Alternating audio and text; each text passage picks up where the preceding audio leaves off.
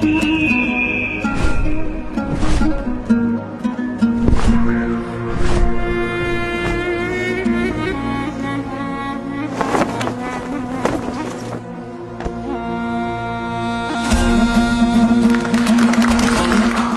құрылтай ел тарихында қалады. Біз аз ғана уақыт ішінде ауқымды жұмыс атқардық. Әділетті, қуатты, қауіпсіз әрі таза Қазақстанның іргесін бірге қаладық. Сіздер еліміздің саяси, экономикалық, әлеуметтік және рухани болмысын өзгерту жолында зор еңбек еттіңіздер. Мемлекеттігіңізді нығайтуға елеулі үлес қостыңыздар.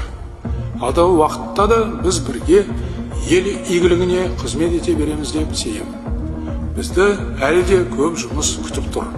Ұлт болашағын айқындайтын ең маңызды шаруалар енді басталады.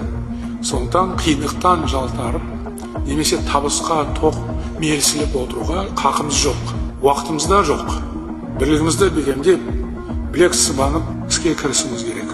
Келесі парламентіміз халқымыздың ұлттық санасында өзінің орны бар ұғым, атына заты сай, құрылтай сөзімен аталса, мұны жақсы ырымға балауға болады деп сенемін.